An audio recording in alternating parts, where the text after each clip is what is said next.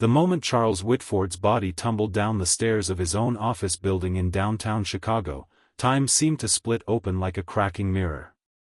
His briefcase flew from his hand, papers exploded into the air like startled birds, and the world became a blur of fluorescent lights and echoing panic. But in that instant, just before he hit the landing, he made a decision that even he didn't fully understand.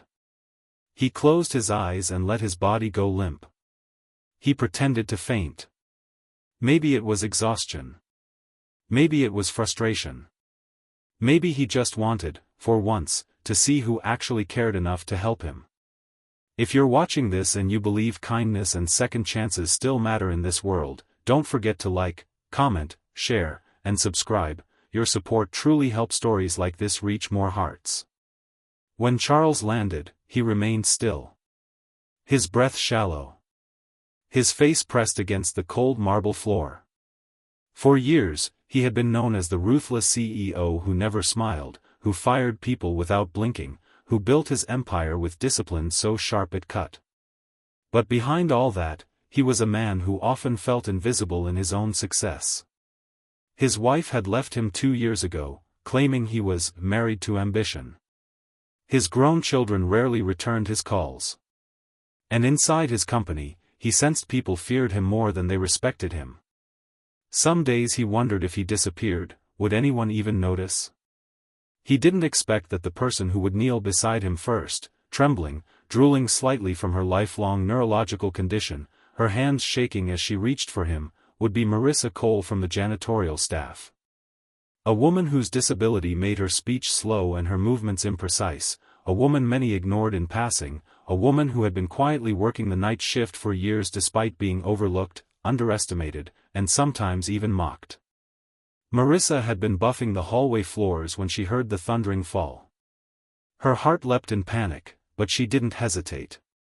She rushed forward, her limp exaggerated by adrenaline, her breath unsteady. She dropped to her knees, the bucket beside her tipping over, water spreading across the tiles like a trembling mirror. And with real fear flooding her eyes, she leaned over her boss, unsure what to do but determined to do something. Charles kept his eyes closed. He listened as her breath hitched, as her shaky hands brushed lightly against his shoulder, as her voice, fragile but urgent, whispered his name in a way no one had spoken it in years. Not, sir. Not, Mr. Whitford. Just, Charles. A human calling out to another human. He had staged this moment to test his employees, to see loyalty or at least concern. But he hadn't expected her, the woman his staff usually overlooked, to be the one to show genuine alarm. And suddenly, the weight of his own choices pressed down on him. He felt foolish. Ashamed. Almost unworthy of her worry. As he lay there pretending, memories of the past months washed over him. He remembered seeing her mop floors late at night, always humming softly. He remembered walking past her multiple times without acknowledging her. He remembered approving directory changes without noticing her name shift to the night roster, a move she had taken because it paid a little more, and she needed money for her mother's medication. He had never asked. He had never cared. Until this moment, he had never seen her fully.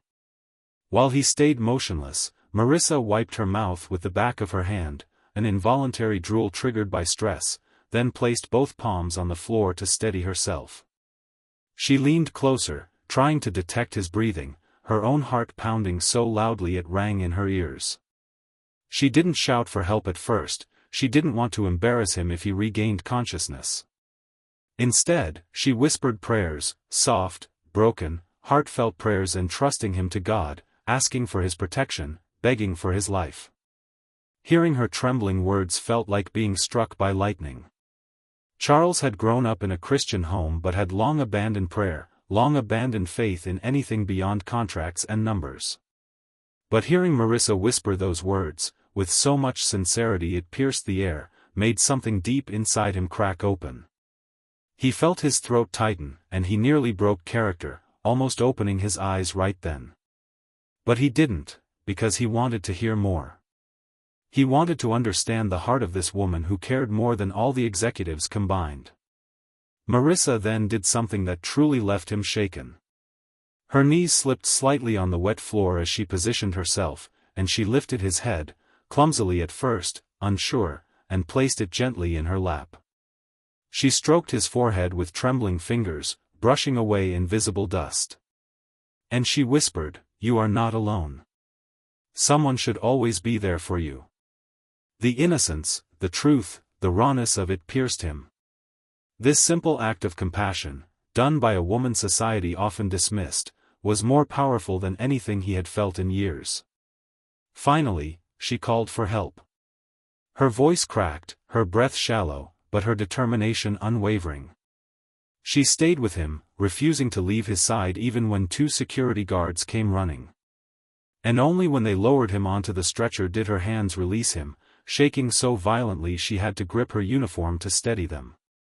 At the hospital, Charles finally opened his eyes, and when he saw Marissa sitting anxiously in the waiting room, still in her janitor uniform, still trembling with worry, he felt the world tilt.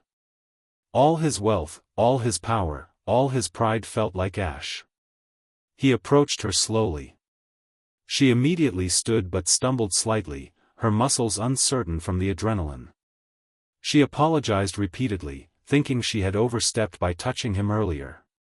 But Charles felt tears sting his eyes, something he hadn't felt in years. He thanked her. Then he thanked her again, his voice cracking. And he asked her why she stayed. Her answer was simple. Because that's what people should do. Those 6 words would change the entire direction of his life. In the following weeks, Charles reevaluated everything, the way he treated people, the way he ran his company, the way he ignored the humanity in those around him. He began speaking to staff directly, learning their stories, remembering their names. He installed support programs for employees with disabilities, better medical benefits for lower-wage workers, and emotional wellness counseling for the entire company. But his greatest change was quieter, deeper. He sought Marissa out almost every day, not out of pity, but out of genuine gratitude and growing admiration. He discovered she cared for her bedridden mother alone, rode 2 buses every night to work, and still prayed for others more than for herself. She became a mirror that showed him the parts of himself he had long buried: compassion, humility, faith. And then came the day that truly sealed everything. Charles stood in his office, looking out over Chicago's winter skyline, when Marissa appeared in the doorway holding a small brown paper bag. She explained shyly that it contained homemade bread she baked for him. She said she wanted to thank him for being so kind lately. She drooled slightly as she spoke, embarrassed, dabbing with a tissue. But Charles didn't see her condition, he saw her heart.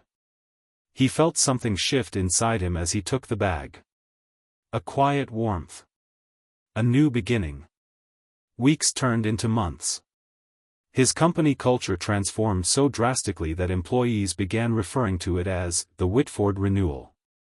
For the first time in his life, Charles felt like he mattered, not for his money, not for his title, but for the good he could bring into people's lives. And he would never forget that it all started because of a fall he faked, and a woman who didn't fake anything. Her compassion was real. Her fear was real. Her love for humanity was real. And it moved him more deeply than he could ever explain. If this story is touching your heart right now, please take a moment to like the video, share it, and subscribe. It truly helps more people feel these emotions and find hope again. Before I share the final lines, Sparkles, please comment below. Compassion changes everything. Your words might inspire someone else today. In the end, Charles didn't just become a better boss, he became a better man. He realized that sometimes God sends angels in the most unexpected forms, sometimes in people who speak slowly, move differently, or fight battles the world never sees. The woman many overlooked became the woman who transformed an entire company, and one lonely man's heart. And Charles never pretended to faint again, because he no longer felt unseen. He no longer felt alone. Thanks to Marissa, he discovered that kindness given freely is the greatest power a human being can hold, and that second chances often come wrapped in the hands of those we least expect.